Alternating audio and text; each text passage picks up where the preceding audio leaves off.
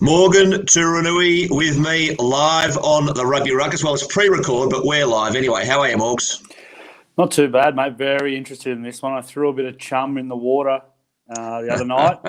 We got a fair few fish, but we hooked a great white shark too. So really looking forward to drilling down into what I was trying to say, and also some of the feedback we've had and the interest that people have had has been great. It is, mate. And look, and I was pleased you did that because, this has been a year for rugby like no other. Clearly there's been a lot of pressure on sport, society, everything in general. Rugby's at the pointy end of that. There are a lot of big questions. One of the themes that you and I have consistently run is that is opportunity as well. Rugby has had to reset in a lot of ways. It's now being forced to reset. One of the key things to understand will be how do you make sure you get it right in that process? So to that end, I really appreciated your question. I'll throw that question in a second. But first, as you said, we hooked a big fish for our chat, a bloke who's right in the middle of it. Let's bring him on. The nickname is down the bottom there, the door, but it's Ben Darwin, former Wallabies prop. How are you, Benny? I'm very well. Nice to see you, Ben and Morgs. Good stuff, bud. Now, mates, Morgan posted a question to our Ruckus crew the other day. Morgs, you just want to talk through what that question was? Yeah, in essence, the more we look at it, and you're talking about this opportunity, Ben, is a way to reset exactly how we approach running our game. It's an identity opportunity for Rugby Australia itself. It's a good opportunity to tap in the mindset of what people care about, what's important. And I thought it was almost a dichotomy of Wallaby success, whether that is as well as or versus the almost the width and breadth and popularity of the game. And is it chicken and egg, or is it, as I suspect, mutually exclusive? And in essence, the biggest driver of that, I thought, was 3, 4, 5, 2 Super Rugby teams. We always want as many kids playing the game as far and wide as we can in Australia.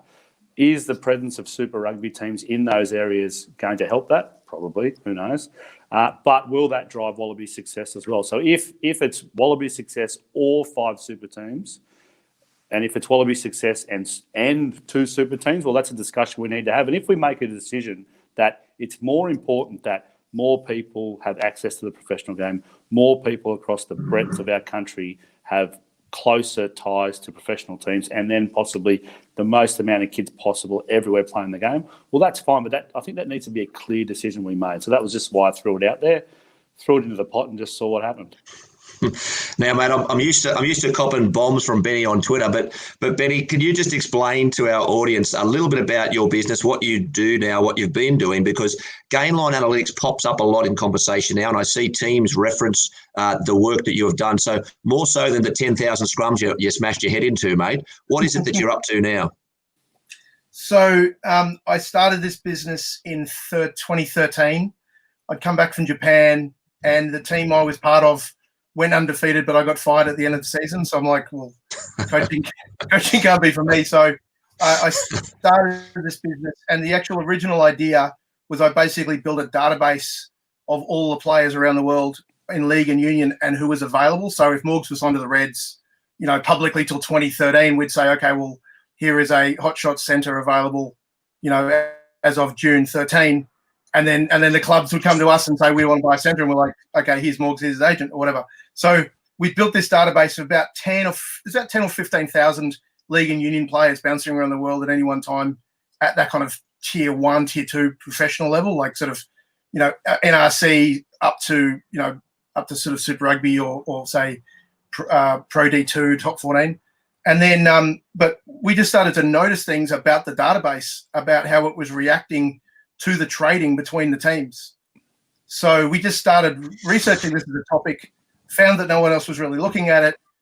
We went into look at a lot of research on military and HR data, and even things like stockbroking firms, research out of Harvard Business School around portability of talent. We then worked with a company called Stats. They said, yep, it's definitely a thing. Here's some issues around it. So, for example, they found the average footballer who changes codes in football takes about 2.5 years to hit their peak.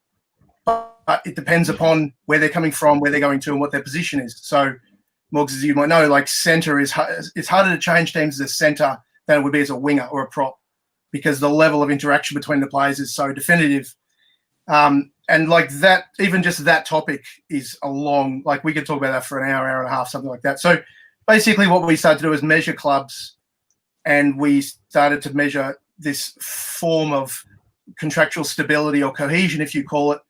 And then we started with one model, then we went to 2 models, then we went to 50, then we went to now per game. For example, in the NRL, we're about 2,500 pieces of data per game, and looking for levels of understanding, and actually, most importantly, levels of misunderstanding, which is where you get catastrophic errors or underperformance, basically.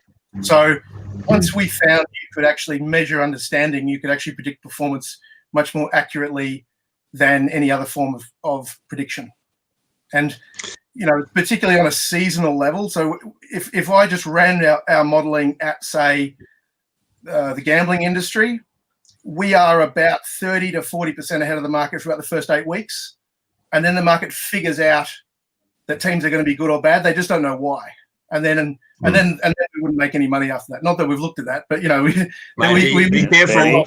Be careful, Morgs is a punter. On. You know Morgs is a punter. Be careful with him. Not on rugby, mate. Don't worry about that. Not on rugby. So because we don't work for clubs and we receive team lists before they come out, that's illegal. That's insider trading. So, but as we've kind of built this understanding, we've done it, rebroken it, and now we've got a really good picture over what the drivers are of performance.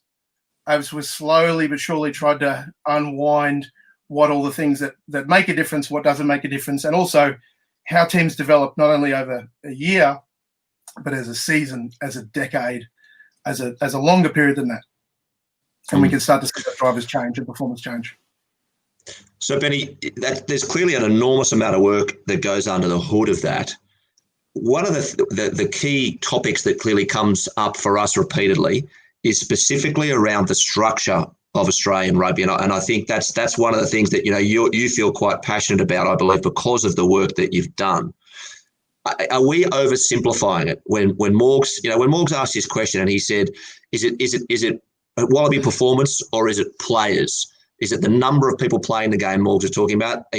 Are they mutually exclusive, or Morgs believes that they are mutually exclusive for the game to improve?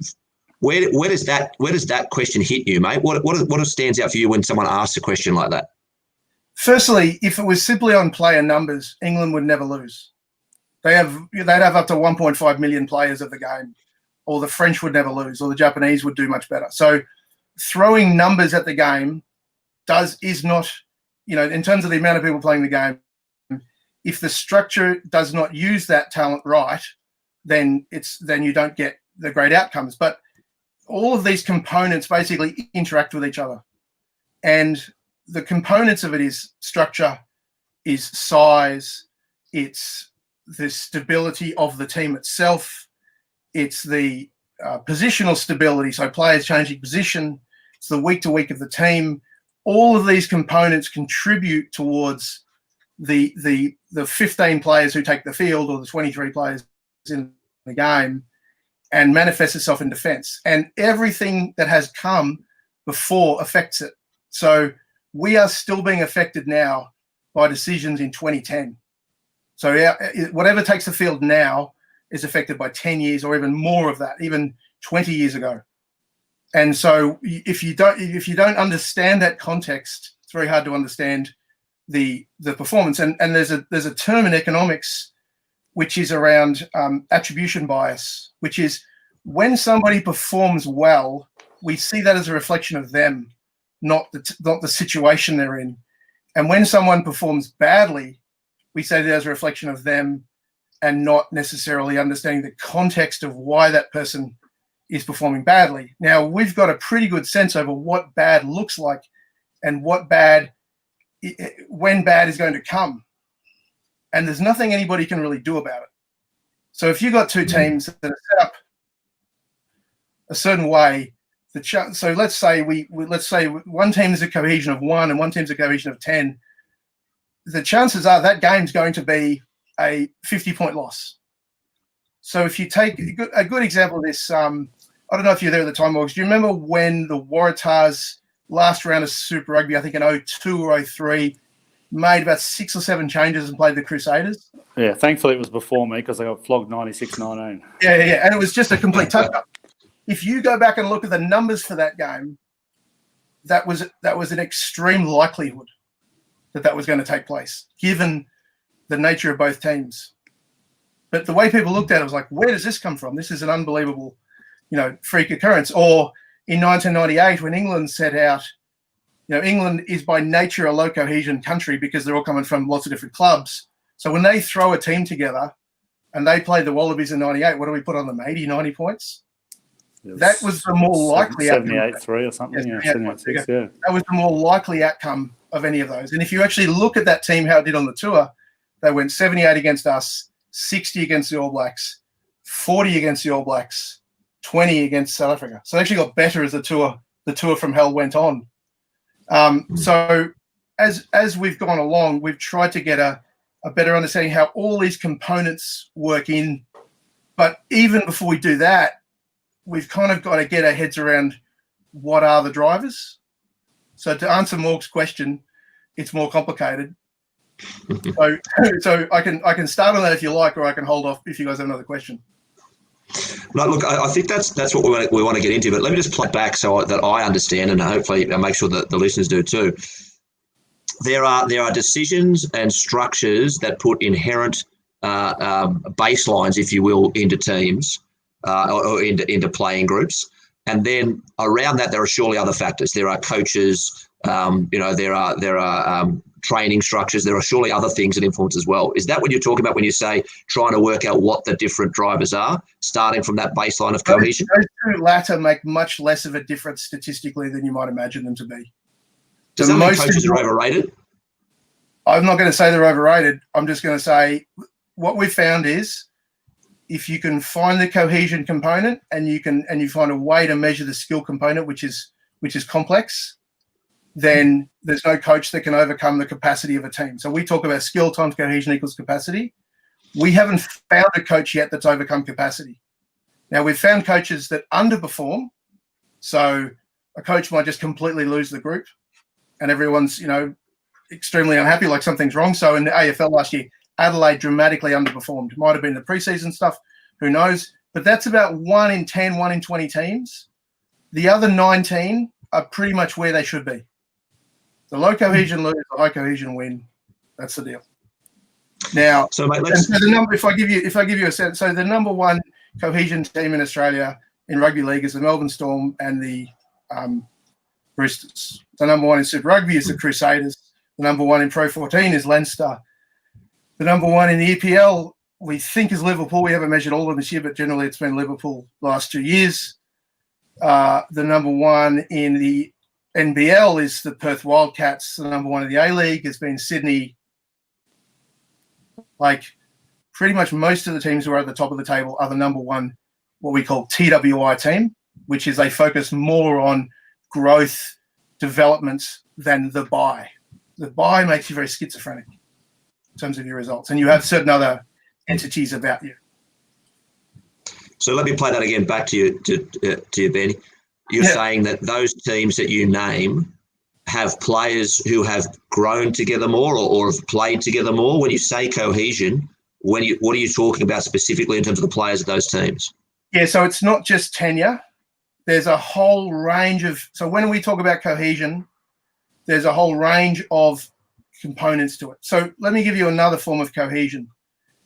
If you have hired a car and you get in it and you turn the windscreen wiper on, the indicator goes off, or vice versa, right? So what that So what happens is when you do something for an extended period of time, you have and then you go try to do something else, you revert back. So you've got to learn behaviour, for example. So when rugby league players come across the rugby union, one of the things they do under duress, they go back to the dead ball line. As opposed to putting it down, they scoop it out because that's what they've learned in rugby league. And everyone goes, oh, my God, why'd you do that for? It's a 5-minute scrum. It's like just what I've done 1,000 times. So when somebody either changes codes, they have to learn the new process and unlearn the old processes. That's why talent isn't always portable, right? So when we look at a club, it's not just experience together. It's also other experiences. What other experiences have they got? What other positional experience have they got? What other system experiences have they got? Then you look at the team. Does the team, for example, if a coach comes in and changes a system on a club, the club goes backwards. So interestingly, we found in the NRL, for example, if the more experience a coach has, the worse the team does in his first year comparative to the normative outcomes. The less experience the coach has, the better the team does, because he doesn't try to change too much because he doesn't know any way of doing it. Right? Interesting. Now, that doesn't run to our normal idea of coaching, does it? So when if I went over and took over South Africa for, say, 09 Lions tour, like that team was very complete. It was very well run. I could go over and pretty much have a cup of coffee and just watch the team win. I wouldn't have to do a whole bunch. If a team is well built, what's required as a coach now, obviously, when you've got young players, you've got to develop them through time, and coaching is really important. But as they've come through a system, one of the most important things we will talk about is a key driver of skill acquisition in athletes. What actually makes people better? Now, we are not what we used to be in terms of that front, but that's got nothing to do with coaching. So we'll get to that. I can talk through that. Like you can see there's a complexity to it. Yeah. Let's get to that in a second more, because I just want you to respond to what you're hearing from Benny as a coach and as a former player. Are you resonating? Is it you're hearing what Benny's talking about there? Yeah, well, I think firstly, as a player, you always felt that your influence was so much more than the coach anyway. You felt, if the coach is yelling something from the sideline, play this play, you'd often want to turn around and tell them to shut the hell up, because you're in the middle of the situation. You've gone through the cause and effect of some of the things you've been doing. So as a player's mindset, that's always what you wanted. It's, okay, put the plans in place, practice them, and then just let us go and do it. It's like parenthood coaching sometimes. You have to be confident enough when they turn 18 to think that I've done a good job, now go and do it. As a coach, I think Lee Matthews gave me some advice very early on. He said, mate, don't overestimate how much influence you can have. You chip around at the edges and do what you can, but players play. Coaches, you can help them to a certain degree, but don't overestimate how much of a help you can be, which was a bit humbling as a coach. You almost want to get the remote control out sometimes and just drive them around as though it's a video game. But definitely what Benny says about coaching influence resonates with me. The interesting thing is the complex levels. I think when I try and my discussion with Benny, I try and just encapsulate cohesion in this really simple black and white thing that's easy. If you train together, if you've played together with a bloke since you were 5 and whatever, that's what cohesion means. So let's just keep those kids all together. It's interesting to see how much of a multi-layered theme it is. Definitely. Benny, let's take it into Australian rugby then. Let's talk about that. That's where this conversation started for us. When you talk about cohesion, when you talk about the way teams have come together, you talk about England having players, New Zealand, Japan. What are we talking about in Australia? You see a long-term decline in Australian rugby, and you see data points that take you there. What is taking us there? Okay, so what we have to now do is just step back for a second. Is that okay? Please, so you lead us through, buddy. So the first thing is basically with any team, you've got different levers you can pull. In any system, you've got different levers you can pull, okay? So let's pretend for a second that cohesion is basically the level of understanding between the players. That's the simplest way I can put it for a second. Now, that affects more than anything else your ability to defend, okay? So understanding equals defense. Now, if you look at points, what's points driven by? So points is basically driven by, one, the talent of the players you have, and that's generally going to be a mix of the sheer numbers. So England has more players than anybody, okay? And if you look at them as an example in the Six Nations, they and France generally outscore everybody. And in the 90s, they just outscored everybody and everyone couldn't defend them. Then things started to change, particularly from the Celtic teams, and they started to be able to defend England and France because their cohesion went up dramatically over a 10, 15, 20-year basis.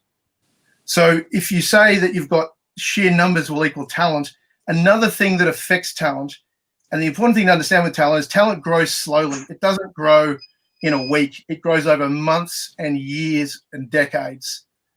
both from an individual perspective, but also from a collective perspective. So a country will get better at scoring points over time. Now, if you think about rugby, in any competition that you look at, points scored does not vary much. The defense varies greatly. There's always a greater level of variance.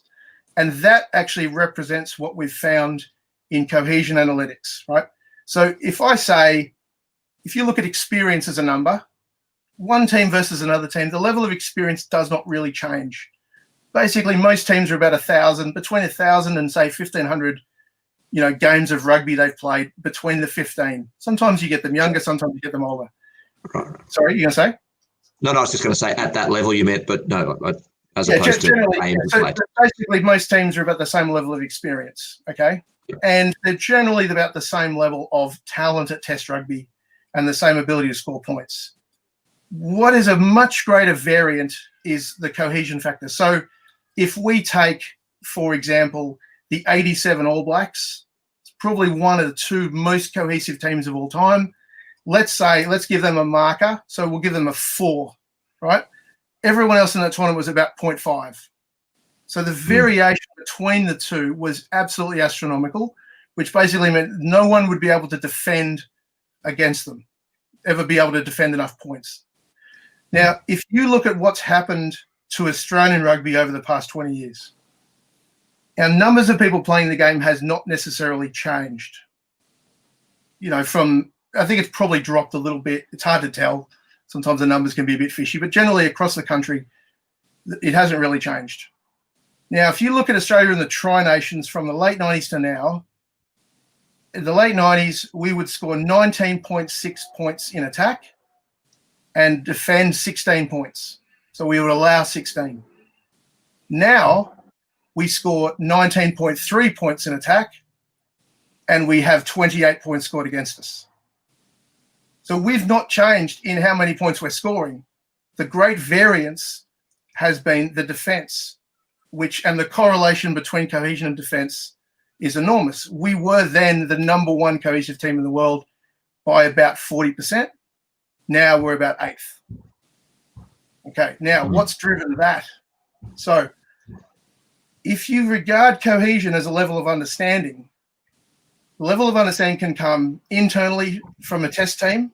So England 03 had to be almost entirely internal because they got no cohesion at a club. With the Wallabies back then, about 60 to 70% of it was not in the Wallabies, it was outside the Wallabies. It was coming out of the Reds, it was coming out of the Waratahs. So what it did was the amount of understanding inside the team was not directly as a function of time together as the Wallabies, it was a manifestation of the structure. If you look at Australian rugby from 1800 to basically 1970, two things happened. If the basics were that we basically would play 4 games as a state, so New South Wales and Queensland play about 4 games a year, and so they weren't really together very much. It's like rugby league is now. You play 3 games for Queensland and New South Wales, and you play for Australia. So therefore, the cohesion is mostly driven out of just clubs. So we got about 30 clubs. So in that way, we were like French rugby, just a bunch of people thrown together, play for your country. In the 1920s, something interesting happened, which is rugby union in Queensland collapsed. So from 1880 to 1920, we had about 11% record against the All Blacks.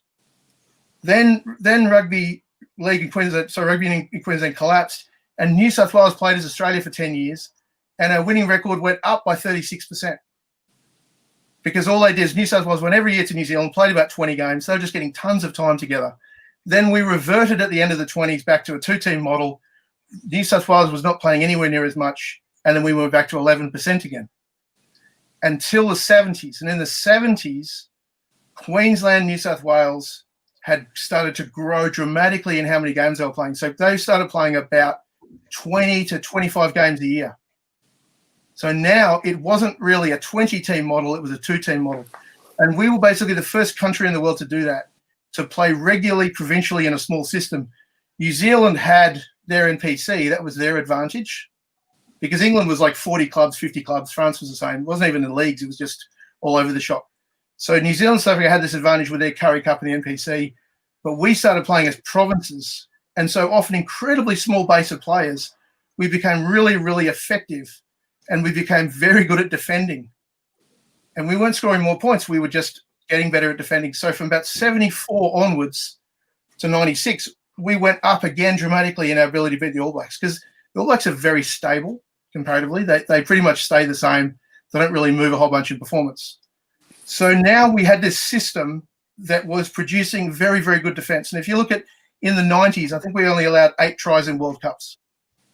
And when the 99 team was on in the final, I think when 99 team was on the field, the starting team did not take a try. And it's kind of funny because in the UK, they actually regard that team as a very defensive team, not a very attacking team. And basically they were. They just defended their way through the tournament, and they, won the final with a lot of points, but they just generally didn't allow any tries. So what we've now lost is we've lost that extra cohesion that comes out of the system because we've changed the structure of the system. And this has got nothing to do with who or what or who's doing it or whatever it is. And the hard part with all of this is we're now talking about people's livelihoods. We're talking about teams. And it's like sometimes people say, we'll just cut 2 teams. Like, yeah, but it's like saying to a family, oh, I know you've got 5 kids. Can you get rid of 2 of them? Right? It's very hard to make that decision. Okay. So what I'm trying to do is at least understand what the notion is. Now, if we say, right, what is the driver of skill? What we've found over time is there are certain clubs that produce skill, and the greatest driver we can find of that is contractual stability of the club. So there are certain clubs that just produce talent. So you look at Melbourne Storm, they take 19-year-olds, they turn them into internationals. It's like a procession. There are other clubs that are just a black hole for talent. No matter what goes in, nothing comes out. The less stable the club is, the harder it is for a young player to come into that team and be absorbed into that environment. So Man United under Ferguson, a kid would come in and the whole rest of the starting team had not moved in 3 or 4 years. But when a young kid would come in, it would be easy. If you go into the Crusaders as a young player, bang, straight off the bat, you're going brilliantly because it's easy. So one of the biggest drivers of success in academies in football is not actually the talent coming into the academy. It's the stability of the team above it. The more stable the team is above it, the easier it is.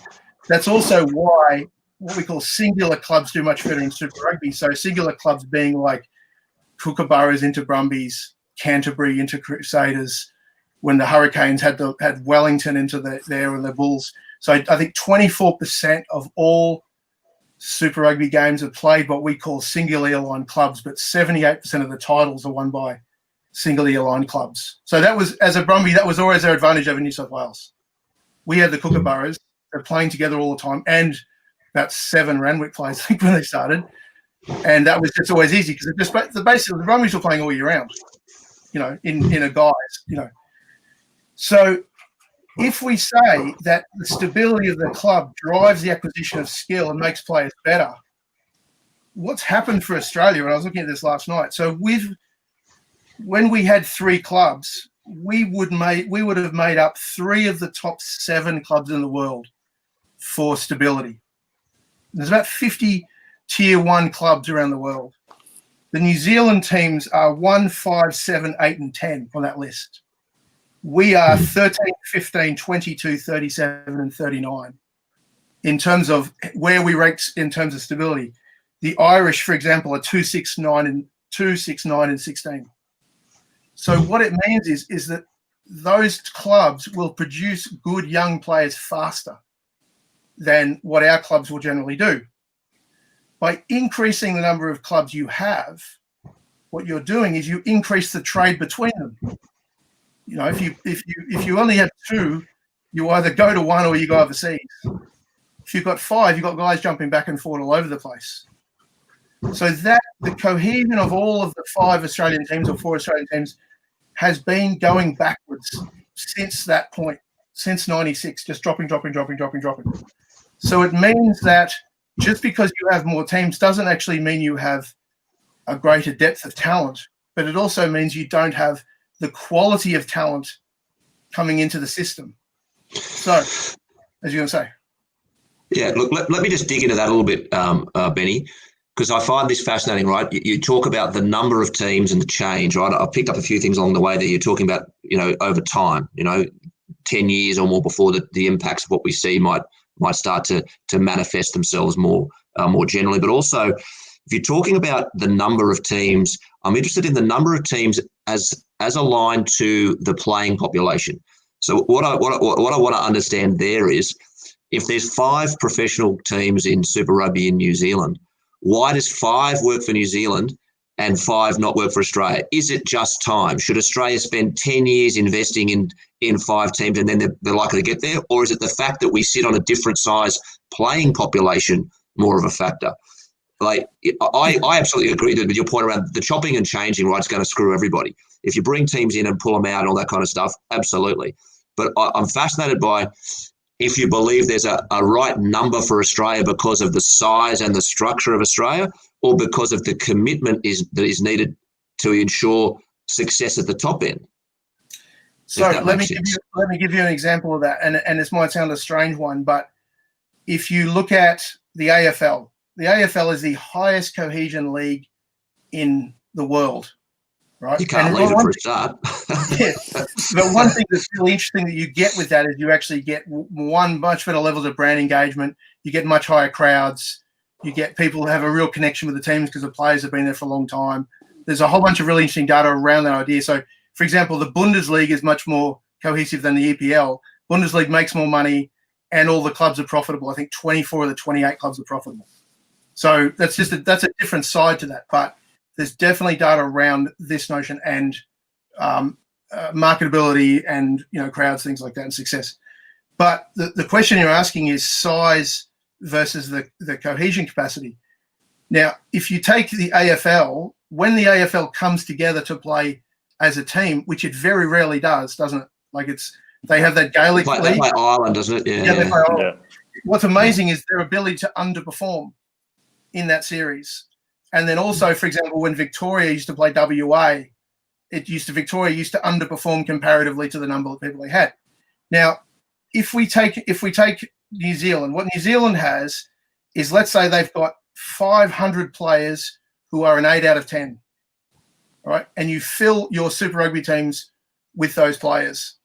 Whereas in Australia, have they got 500 8 out of 10s because they've got a larger playing population in the tier below? Yeah, is that if what you've got a larger playing saying? Population, you're going to get more 8s because you're going to take the top 5%, whereas we're taking the top 20%. If you take the top 20% of 1,000 guys, you're going to get some 8s, you're going to get some 7s, you're going to get some 6s, you're going to get some 5s.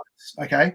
Yeah. So what it means, therefore, is if you don't have quality playing together and you keep it separate, that's going to be a disadvantage to you. Now, New Zealand have gone backwards. If you show that chart of where New Zealand are, 5 teams is not the best for them, but it's been the best given the scenario of what they have and the cohesion they have, and also the fact that they have the number 1, number 5, number 7, number 8, number 10 cohesive teams in the world. Okay. So one of the questions that I've been asking is, how many teams can we afford to keep contractually stable? So if we don't have a lot of players and we're not going to have You mean financially afford to keep contractually stable? Yes. Is that what the question was? Yes. Yeah. How many can we afford to keep contractually stable? And if we have a whole stack of 8s and then some 6s and 7s and 5s, is that necessarily the best model for us? Because basically what you're doing is you're making sure that the 8s stay away from each other. Does that make sense? Now, If I've got another question for you in there. When we had less teams, that was our advantage over New Zealand. We still had to be 20 or 30% more cohesive than New Zealand to beat them, which we were. Now we're just a bit at or below. And because we don't necessarily have as many 10s and 9s and 8s as they do, we're of course not going to win. So what it's basically saying is we don't have the quality New Zealand has for 2 reasons: the stability of the teams and also because of the sheer number of players we have.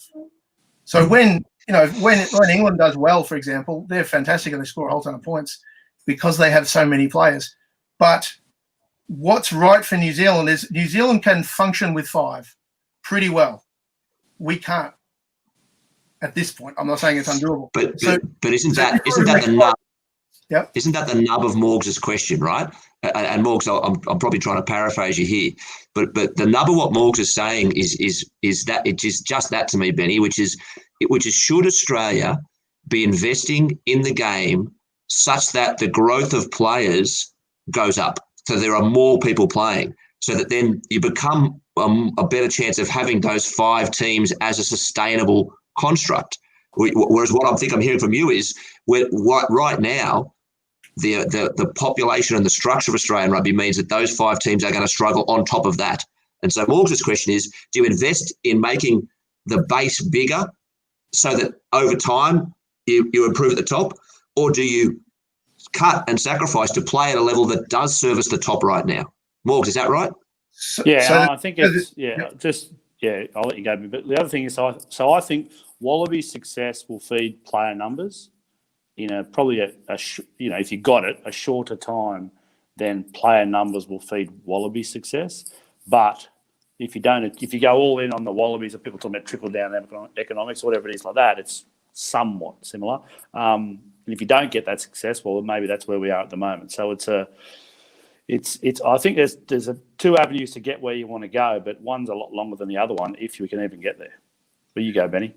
So what I would say is, in order to basically get enough players in Australia to justify 5, I'd probably say we would need to at least triple the amount of people playing the game in Australia. Mm-hmm. So triple or quadruple it. So fair whack more than what we currently have. And that's a hard, long battle. These are, in a pretty competitive market, the AFL, really works hard and really pushes hard to improve it. And for example, Melbourne Storm threw, 10 DOs at it down here in Melbourne and could not get anyone playing rugby league, even though they're winning everything. It's just not, they're just not getting that numbers. So one of the questions is, does bringing in professional teams increase playing numbers in a particular destination? So far, the evidence would point to Victoria hasn't necessarily gone up. We know crowds are down at tests in Victoria, but that may not be a reflection of the Rebels. It may just be a reflection of the flavour of Australian rugby. Now, the problem is also with Perth is you need to separate economic migration from the game. If you throw 60,000 South Africans in anywhere, more people are going to start playing rugby. But how much does it actually relate to the force being in that particular city? And then also, is the juice worth the squeeze? So I would absolutely have it as a guess as to how much has been spent on the Rebels and the Force since their existence. If you're talking privately and publicly, I'd be guessing somewhere between 50 and 75 million have been thrown at those 2 teams. Now, one of the questions is development. There are players who have gone to those teams who have developed that were from Sydney and from Brisbane. Queensland, yeah. They've gone and developed and then played for Australia, that may have done exactly that if they had stayed and just ended up playing for New South Wales. May have been sitting a bit behind, but they generally, if they were good enough, they were probably better than the current bench of New South Wales and Queensland. We saw the Reece Hodge story, I think, this week. We talked about it. The second part is, okay, how many players have been locally developed into Wallabies? And I've got it at about 3 or 4 over that time. Now, the other question is, would those players have been, let's say we didn't make that expansion, what happens if they had done what John Wellborn did and come to Sydney, or Ewan McKenzie did? So the strike rate of guys from there moving to Sydney and being successful is actually higher than if they stayed at home and played for a Super Rugby team back then. So in other words, if Ewan McKenzie had stayed and we put a team in Melbourne as a professional team in 1988, he probably wouldn't have played for Australia. But because he went to Sydney and played in the Randwick front row with Daly, Kearns and McKenzie, he then does play for Australia.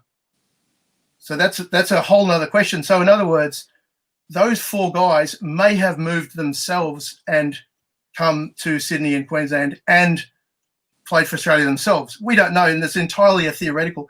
But I think these are the type of questions worth asking. Now, let's not spend that 75 million. Where would we spend it?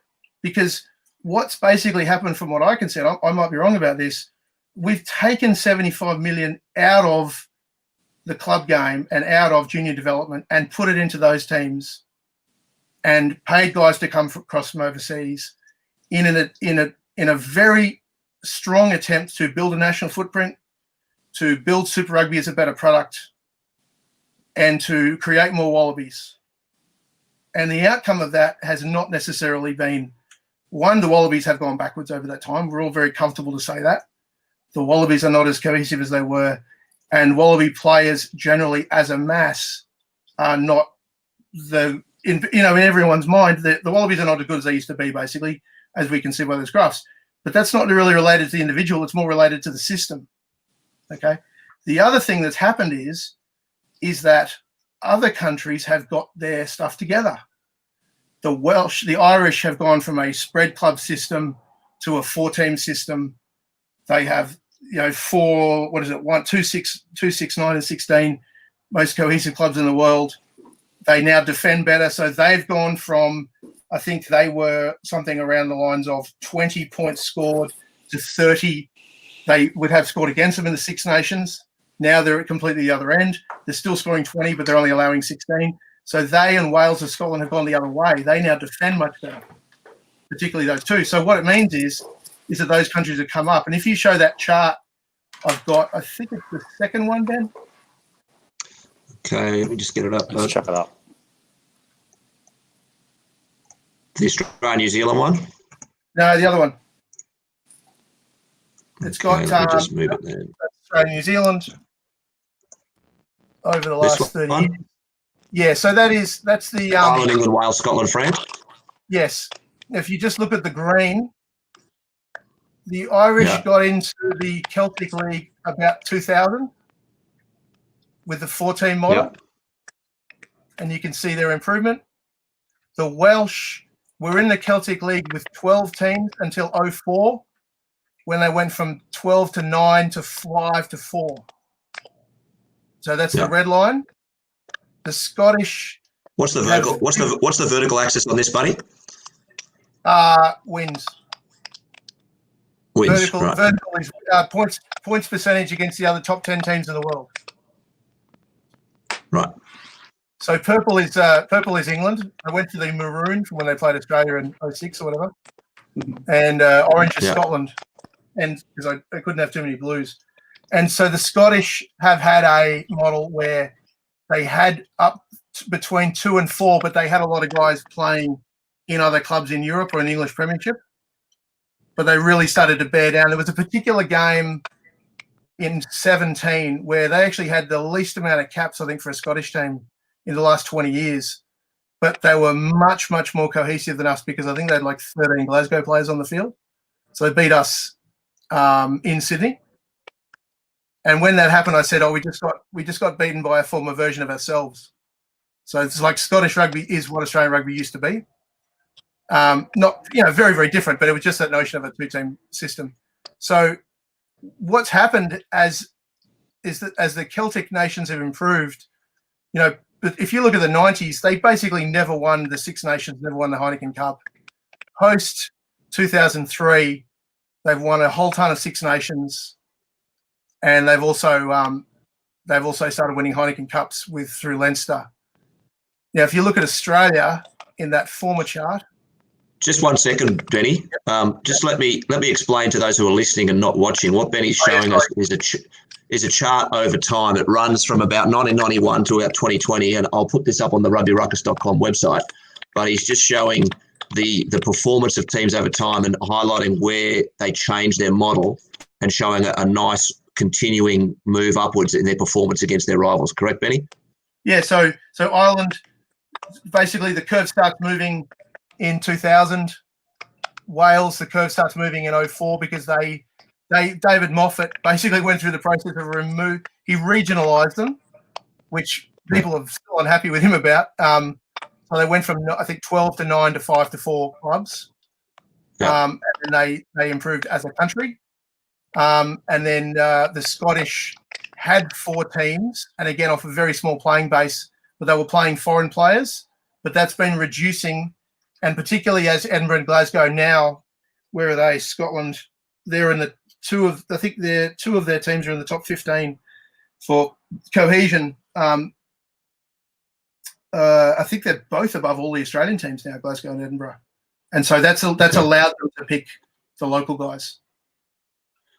Mate, Morgs, I just muted your mic for a second there, mate. Unmute when you want to jump back in. We're getting a little bit of feedback on yours, but just hit unmute when you want to jump back in, Morgs. And then you wanted to show the other slide now, Benny? Yeah. Which one? Let's just jump to the Australia one. So that's Australia and New Zealand. So that's Australia since 1991 and our performance. And interesting, so New Zealand peaked about 07, 08. And they've been coming off, despite the fact they've won World Cups. But this is actually their performance against the other top 10. But mainly this has actually come about because of the improvement of those Celtic countries. So if you remember, there's a particular game in 98 or 99 where South Africa put like 90 points on Wales. Like they just pantsed them. I think we did the same with Wales. You know, New Zealand beat them by 60 or 70. And that was the point basically where Welsh rugby was just a vast collection of about 12 clubs off a small playing base. So some people are saying we should do that in Australian rugby. Welsh rugby was pretty much the closest model to that in the late 90s, which was, and also a lot of guys playing overseas, bringing them back. So in other words, they weren't getting any cohesion out of clubs at all. And there was one other slide on there, wasn't there, I think? There was, mate, there was. Give me 1 second. I'll bring that up for you. Ireland, Wales, Scotland, and Australia all mapped against each other. Yes. So our descent has also been contributed to by the improvement in those Celtic countries. So it's important to look at our performance in context, and that's also why New Zealand have been dropping away because of that improvement. You're only as good as your opposition. So basically, there was no cohesive countries in the world except the Southern Hemisphere in the late 90s. England achieved it through basically holding a team together for 2 World Cups in 03. And we came down, as did New Zealand at the time, and they sort of walked through a bit of a window. And interestingly, the 03 box was the worst put together team I've ever found statistically in terms of these numbers. Just like they were like the Kings, those sort of, the Eastern Province Kings, like that was how badly they were put together. And so when teams are built that way, coaches get fired, they get blamed. This performance over time, that's not a coaching issue. You could argue that there are coaches we've had recently that are better than coaches we've had before. I don't know enough about coaching, but I can see that this is a steady decline over a period of time that is not necessarily related to the who. It's the how in the process that I'd say is a greater, more major factor. Yeah, so and I think I've picked that point up from you before, Benny, around that the coaches are dealing with the system that they come into, so they haven't necessarily been in a situation where they've been able to influence it to a larger extent than what the decline is showing. Yeah, you look at Bellamy. His state of origin record was 22%. There's nothing he was going to be able to do to overcome that problem. And he couldn't figure it out. We even met with him and talked to him about it. And he goes, "Oh, okay, now it makes sense." And it was fundamentally Queensland was drawing from 3 clubs: Broncos, Broncos, Cowboys, Storm. Those 3 clubs are also extremely well built, so it was just an inbuilt advantage. Interestingly, off an environment that actually had less players to draw from. Queensland's got less players to draw from than New South Wales. Yeah. Let me ask you this, Benny, just based on the last sort of 10 or 15 minutes of conversation that we've had. You mentioned the AFL, you mentioned New Zealand. Would the AFL has gone through expansion over the last, 10, 15 years? I'm not clear on the AFL, to be honest, to a large extent, but what they've added, 3 or 4 teams. Is the AFL less cohesive than it used to be? Like, is the standard lower?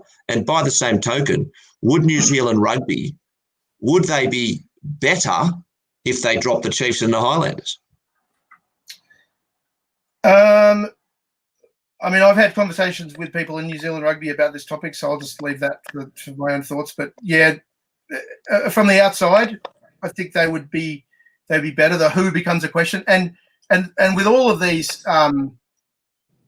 with all of these questions, one of these things is this doable? Like I've been told till I'm blue in the face, none of this is possible to happen because of the pushback they'll get. So if Australian Rugby said, right, we're dumping 2, they're done.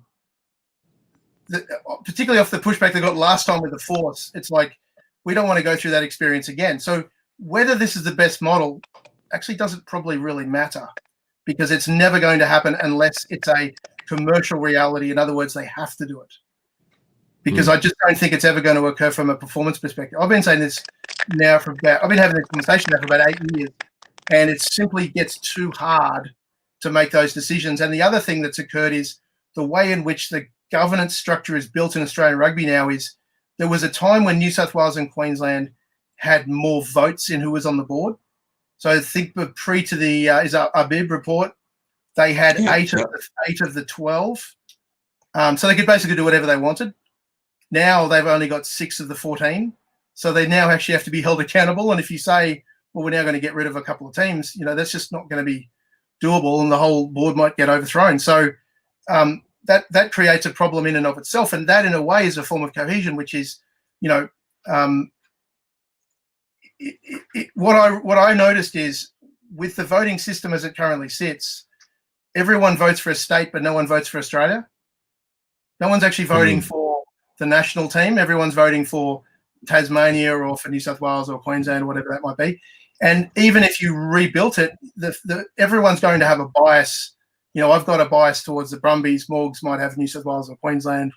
And so that bias is always going to exist. That creates problems in and of itself. Ben, what was the question you asked me? I'm sorry. You said about reduction of teams? I asked I basically said to you was, has the standard of the AFL dropped, and would New Zealand be better if they had less teams?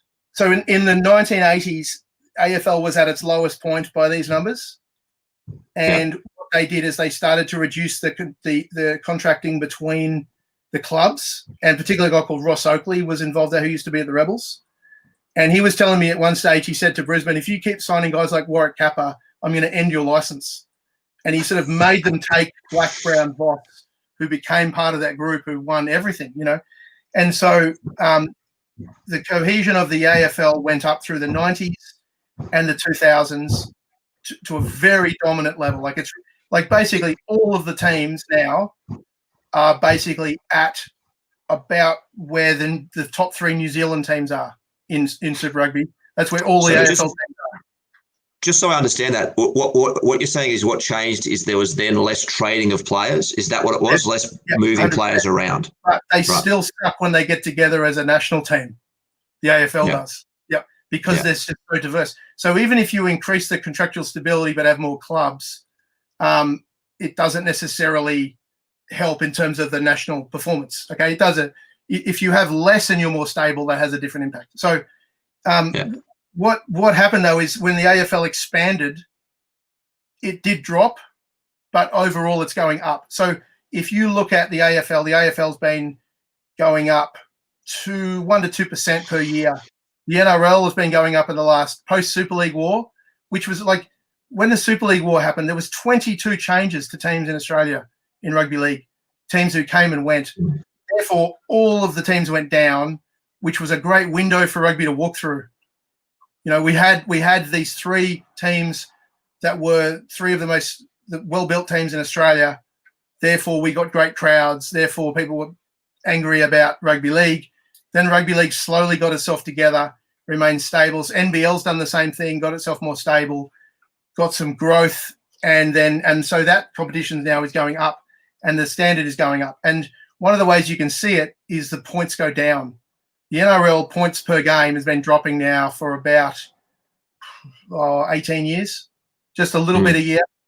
And you can see it, like if you have a Barbarians game where you throw 2 teams against each other, don't know each other, you get high scores. If you look at when the NRC started, it was a tri-fest. If you look at when, say, for example, CHS plays in schoolboys, so they've brought together both, 20 different, and that's one of the great shames for CHS is these poor guys get thrown together against CAS, where you got 7 guys from Barker and 4 guys from Knox. So CAS will overperform, CHS will underperform, and GPS will be in the middle. And it's just a little thing, but once you start to see it in that light, so as a competition, Super Rugby, the standard's been dropping of the TWR. The whole comp's been going down, and the major impact is with Australia is what did the expansion franchises do to the original 3 franchises? That is important for them. But New South Wales has gone from something like 6th to 30th in the world in its cohesion, as we would call it. And that's such a major driver of taking the talent. The other thing that's hard, and because people say if we don't have these players in Australia, they'll move overseas. If we've seen this quite a bit, if you have a team that does not produce its own players and you have to import the players, those players will come and then go. But if they go, they'll then go overseas. So if they're at New South Wales, they don't get a contract with New South Wales. They come down to the Rebels. They're here for 2 years. Then they'll head overseas. So we've actually found is that, and this is again not about the people or the teams or anything like that. It's just the nature of it. Is that what it's actually done is actually accelerated the drive overseas of those players because they've come and they've shifted, and they haven't necessarily played well or played to their performance. And so what it's actually done is accelerated the movement of guys to another country. We know if a guy changes clubs once, he's more likely to do it again and again and again. And so that trading amongst each other has actually shifted much more players overseas than we might have had previously. Benny, I suspect I've got 1,000 questions and we could go all day. There's a couple that spring to mind for me, though. Just off the back of that, I've been looking through some of the stuff and thinking about beforehand. But to hear you talk about it's one thing. You mentioned AFL there. You mentioned the cohesion factor going up, the point scoring going down.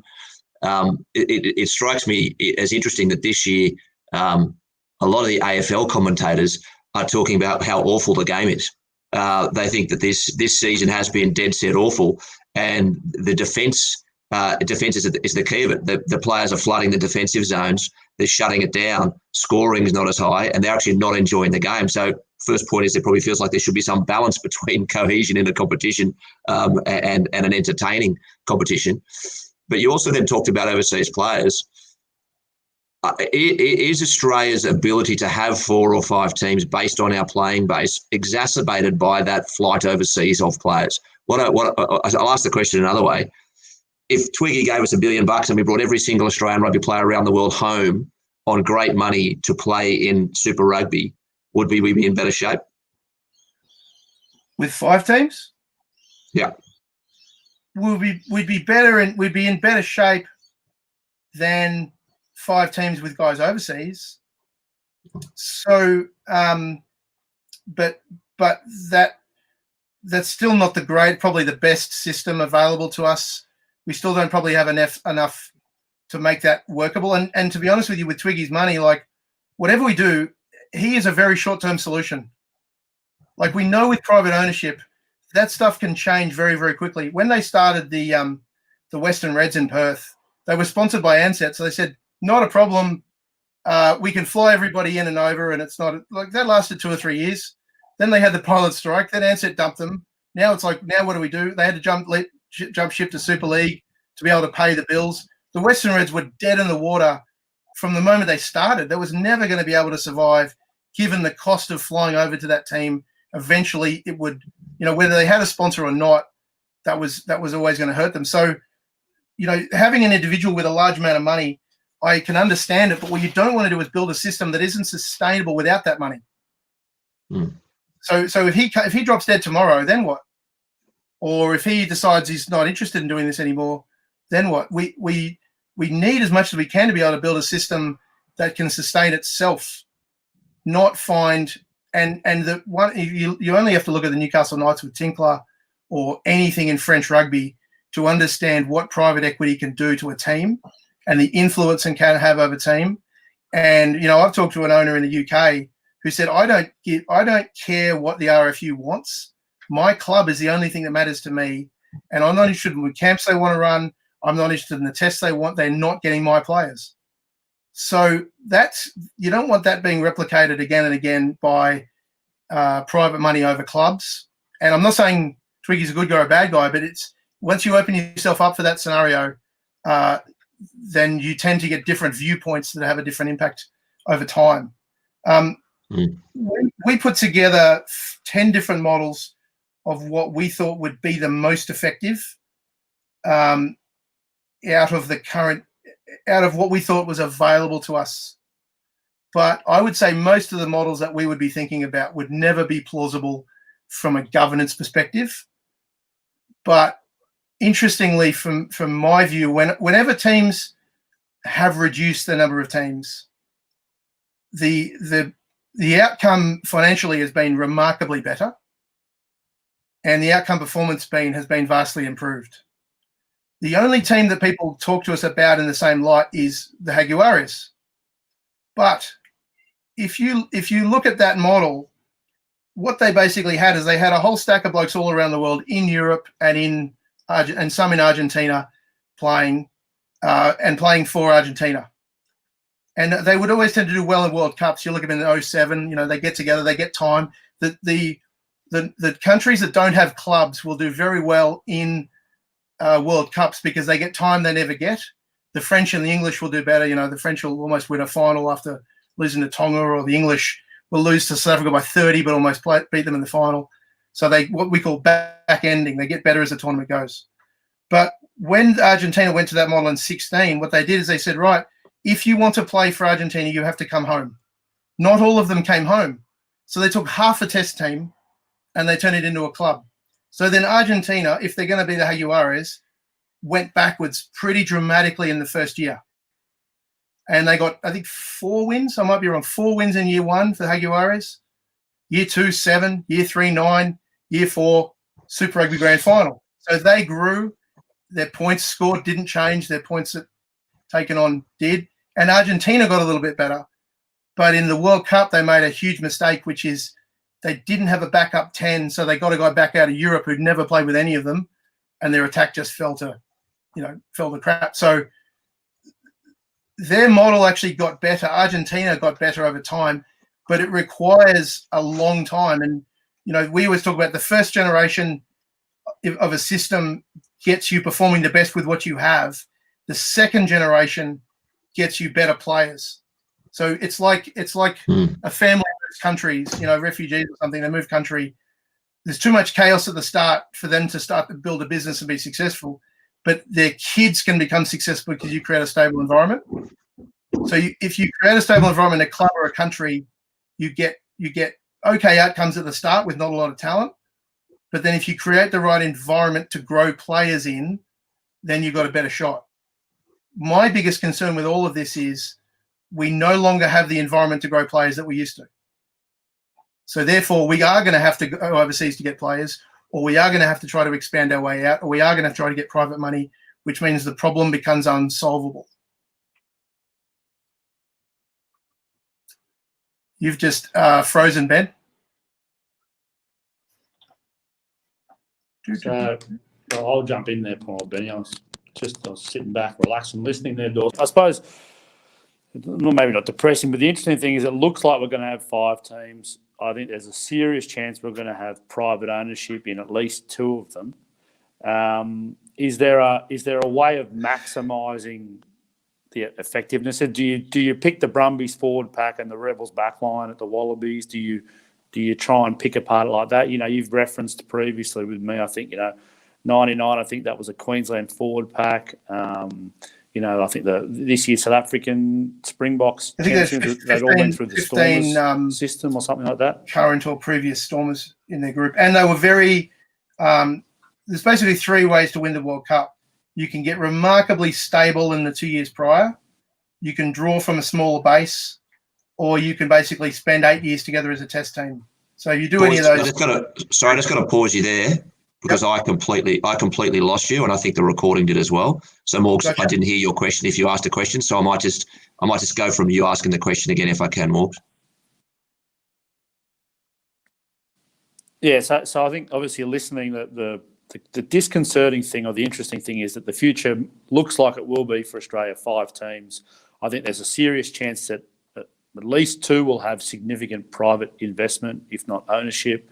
My question is, what's the best way to maximise that? If it's not the most ideal structure and that's the road that we're down, how do we maximise it? Do we pick the Brumbies forward pack and the Rebels backline in our Wallabies? And looking at how you've done it elsewhere, we just referenced in our discussions previously, South Africa having a huge amount of players that have gone through the Stormers system. That helped them with that World Cup 99. I think it was a very much Queensland forward pack or a big influence there.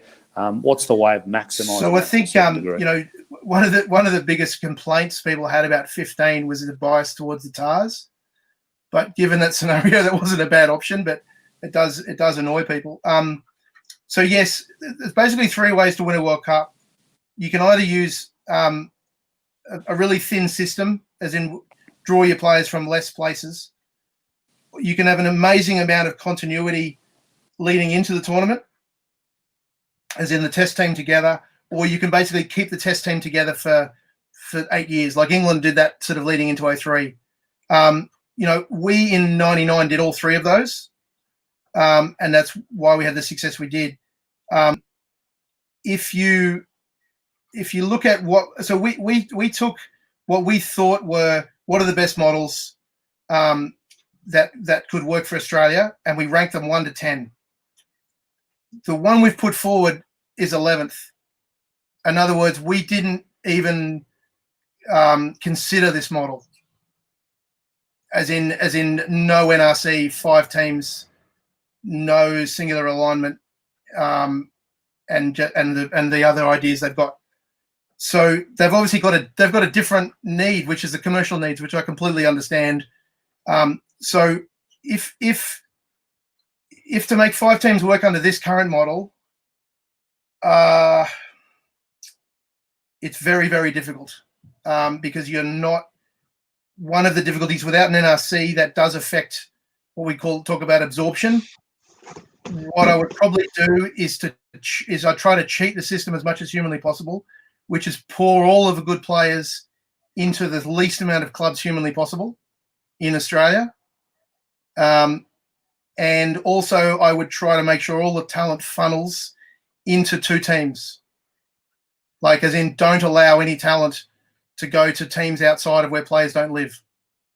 So I'd force the Rebels and the Force to basically play with local talent, which would destroy them and make them completely ineffective. Or buy overseas talent. Change the rules around number of overseas players. The difficulty with this is that no one's actually very good at picking talent, and so you'll accidentally let good players go to the Force and the Rebels. And you want to make it even. So if you do make them foreign teams, I'm just not sure of the point of that, because they would become low cohesion if you import players. Therefore, no one would show up and they wouldn't win. So I'm not sure why you would spend money on foreign teams to be playing rugby in Australia. Why not let some Frenchmen do that? I don't see where that gets us. I kind of, other than theoretically growing the base, but there's not a lot of evidence that's actually would do that.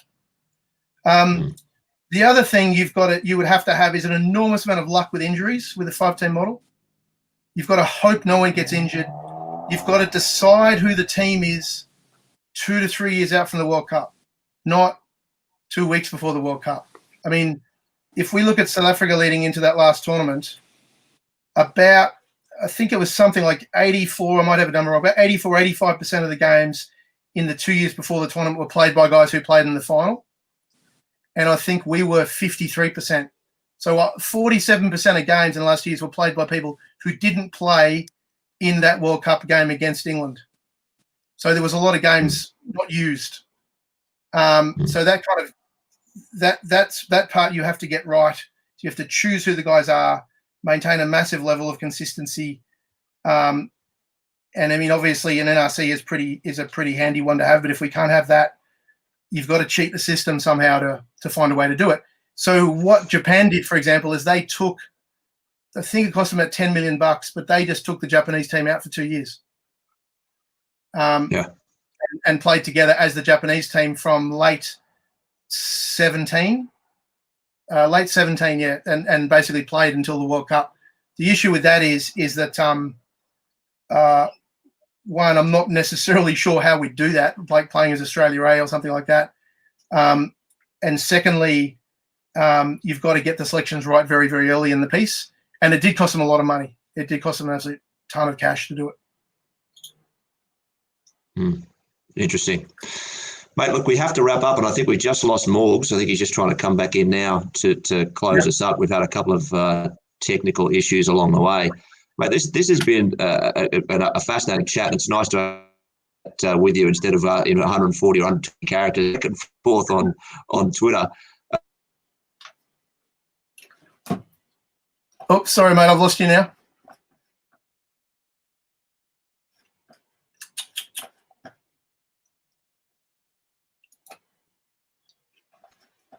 Hello. You got me again? You got me again? Yes, I do. Sorry, mate. I do. Yep, I've got you now.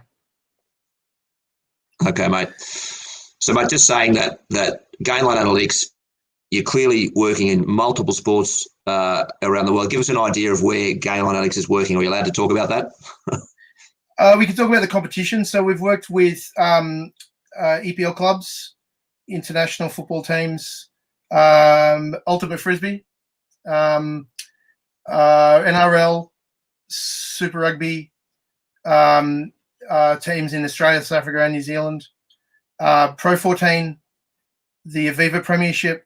We're starting to delve into basketball now. I've mentioned AFL, Big Bash, and then corporate, because we've discovered there's no money in sport. So that tends to be where we're sort of working and speaking and stuff like that. And I think one of the most important points is, through this process of trying to, have conversations and have influence, attempting to have some form of influence about the decisions that are taking place. The hardest part with all of this is it's easy from the outside for me to say, yes, do this, do this, do this, without understanding the context of the decision and the context of where people sit and having all these different voices saying, you can't do this. And I remember specifically talking to somebody at the Brumbies about this. And I said, it would probably be better, in some ways, if we hadn't gone down this path of expansion. And he said, don't tell those bastards from Queensland and New South Wales that you think this. That'll tell them exactly what they want to think. And that it comes back and forth at that kind of, state-based want and need.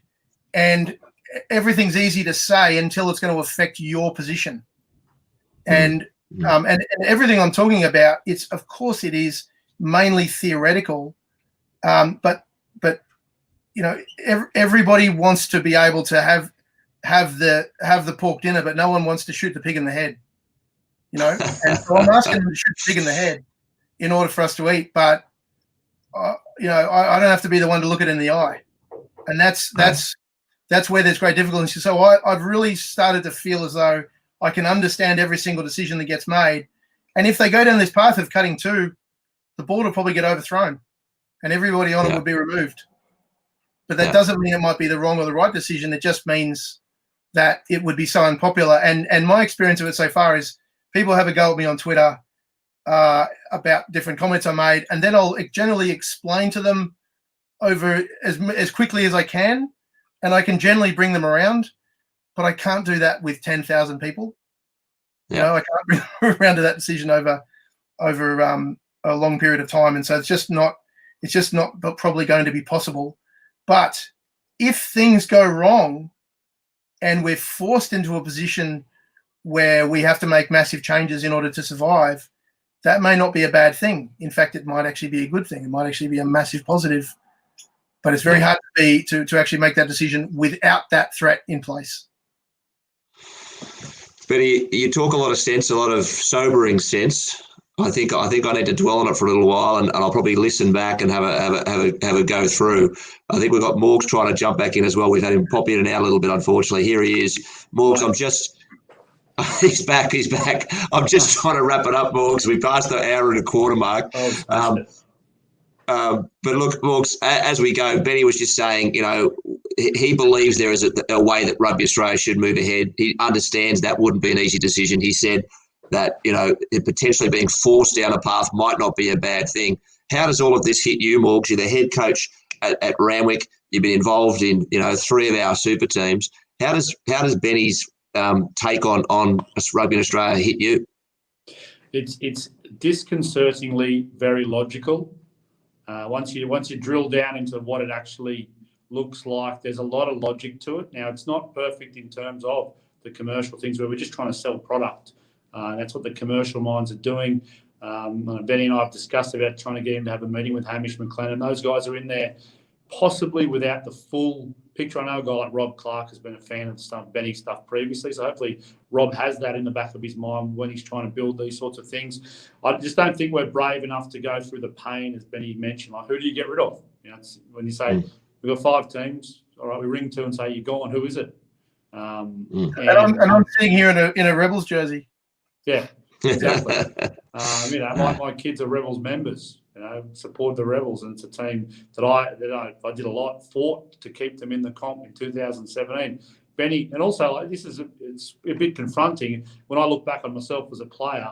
I played at club and school level with some of the same guys that I played club for Randwick as an adult and at Super Rugby with. And sometimes you think, well, geez, I was a rubbish player, but I was in a really cohesive environment, and that's maybe why I did well. So I'm actually rubbish. I just like that the blokes around me were stuck together, But it's true. When we talk about, the CAS thing's interesting. We had, we would have had 12 Waverley guys in the CAS first 15, and we absolutely flogged GPS. Then we have 5 Waverley guys in the New South Wales schoolboys team win the Aussie thing, and then we get a few in the Australian schoolboys, and then you're on the way. You win a premiership with Randwick in 2004, and you're playing with Whittaker and Hoyles and Byrne and Fryer. Collectively, it's nice to think that you helped each other along the way, but it's also a bit confronting thinking, I was rubbish. I was just an accident of birth. I was born in the right place at the right time. So there is that to it as well. Look, so this is one of the things we have where we'll talk about this to a club, but it may not suit everyone's narrative. Because we won't walk into a board and say, you guys are about to sack the coach, but the main reason he's losing is because of you guys. Yeah. You've destroyed this place, and they don't necessarily want to hear that. Or you talk to a coach who's won, 280 games on the trot, or, a whole stack of games, and actually say, well, you were 40% better than everybody else. Sorry, my wife's just yelling out in the background. So that's challenging for some people to deal with. So another. I've got my appointment. I got to go. Okay, yeah. Sorry, guys. Yeah, Let's wrap it up, guys. We have gone. I knew we would go over. Look, I just want to wrap it up by saying, there is some confronting stuff in there. I think the way things are going to play out, there is another year of COVID-related impacts to be had, and I think Australian rugby wants to work its way through that. And then there's going to have to be something, coming to a head more so through that. But look, Benny, fantastic insight. We thoroughly appreciate your time, Morgs. Great to hear from the door. No, it is. We've discussed it. We've discussed it in the background with Benny, a great mind in Australian rugby. I'm going to ring him later on and just check how cohesive this Randwick club is at the moment, just to make sure. But no, apart from that, any future conversation around the direction we want our game to go in, a man like Ben Darwin needs to be front and centre. So thanks for your time, mate. Really appreciate it. Pleasure, guys. Cheers, Thank you, mate. Go, mate. Thank you. Cheers, mate.